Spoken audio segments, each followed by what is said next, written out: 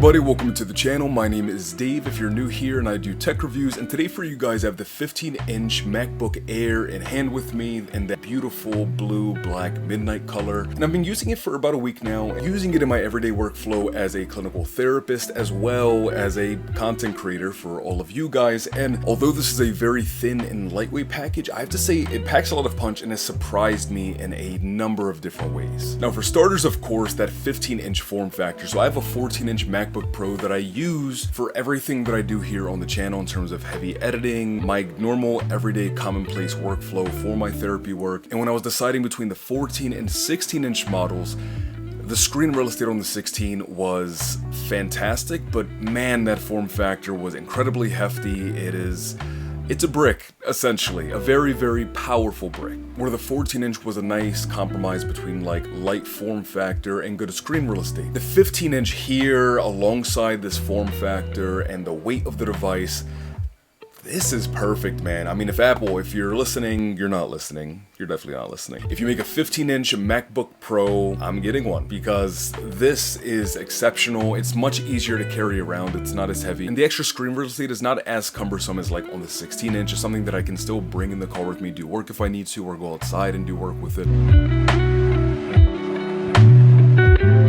And on paper, the 15-inch MacBook Air, I'll put a maximum brightness of 480 nits. In terms of real-day usability beyond the numbers, I can say that like I can bring this outside comfortably and still engage in my everyday workflow, like typing up treatment plans or writing up clinical notes for the sessions that I did throughout the day. Something that I did notice immediately coming from the MacBook Pro is that there's no ProMotion display on this MacBook Air. That being said, it's not an essential function for the overall experience that you're getting on this laptop. Do I love it and prefer it on my MacBook Pro? Yes, but like for the everyday common person, and honestly even me after using this every single day, you just sort of get used to it. Everything else about the device is incredibly smooth, from animation, closing and opening tabs, swiping back and forth between different windows. Everything here is incredibly smooth. I wanted to see just how much power this thing was packing, of course. I went with the absolute baseline model, 256 gigabytes with 8 gigabytes of RAM, just to see if like an everyday person picking this up is going to be able to get through like most of what they need. And I think I'm more myself like power user, and I wanted to sort of push the boundaries a bit. And so comparing it to my MacBook Pro, I recently upgraded to a Sony a7 IV, and I'm recording everything in 10-bit 422 footage and S-Log, and I thought would have a hard time editing and managing all of those files. I got through most of the timeline, was able to fill and populate up about a 10 to 11 minute timeline of very high quality footage, and running Final Cut Pro in the quality viewing mode as opposed to the performance mode, and it handled things really, really well.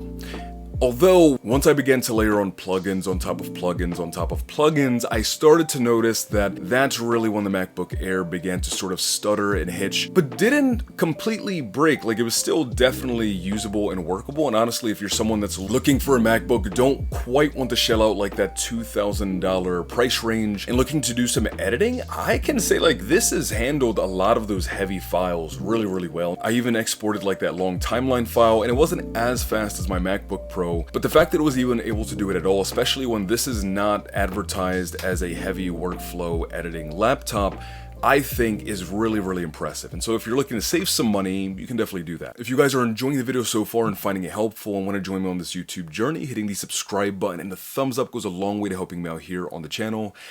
And thank you guys for being here with me and watching, and I'm gonna let you get back to your video now, because if not, I'll just talk and talk and talk and talk and...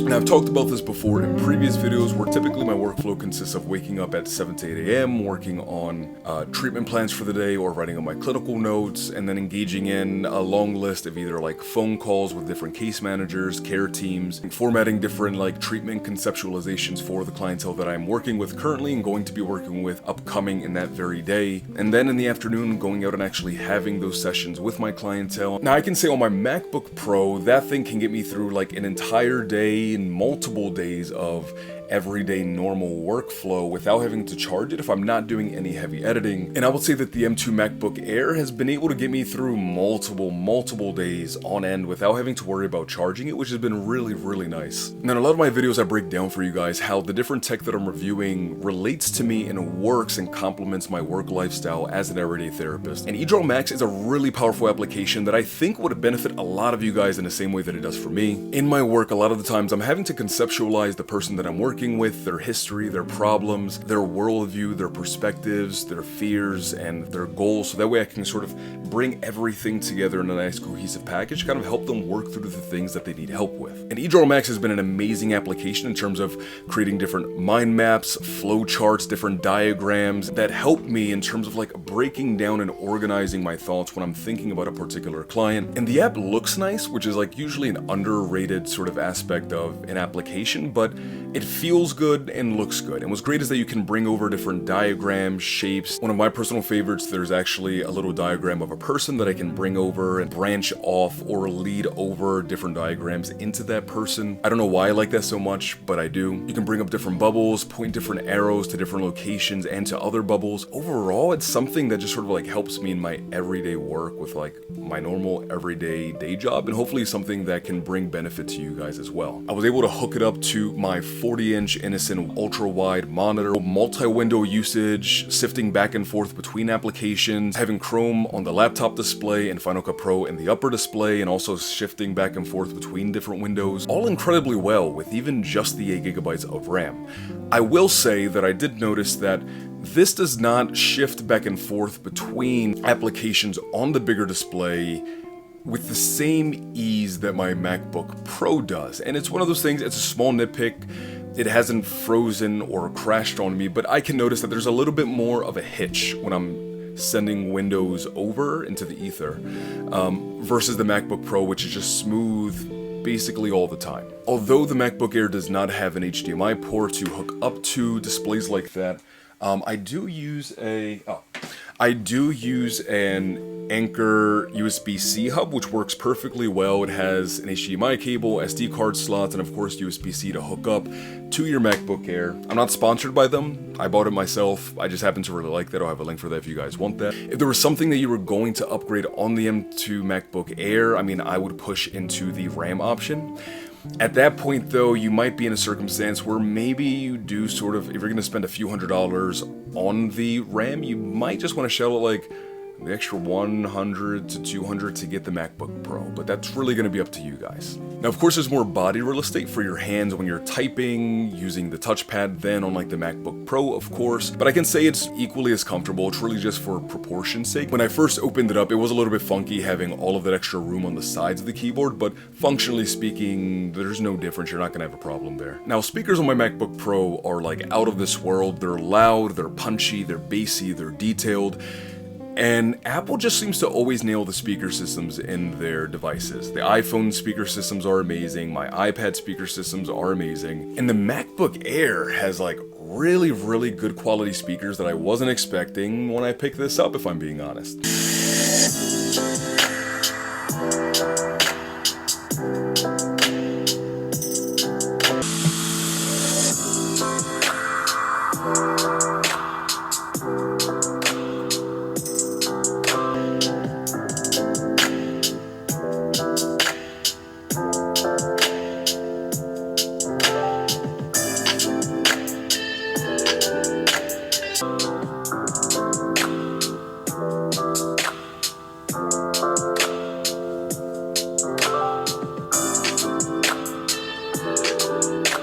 So the question now is, should you shell out like at minimum the $1,300 is going to cost you to get this 15-inch MacBook Air?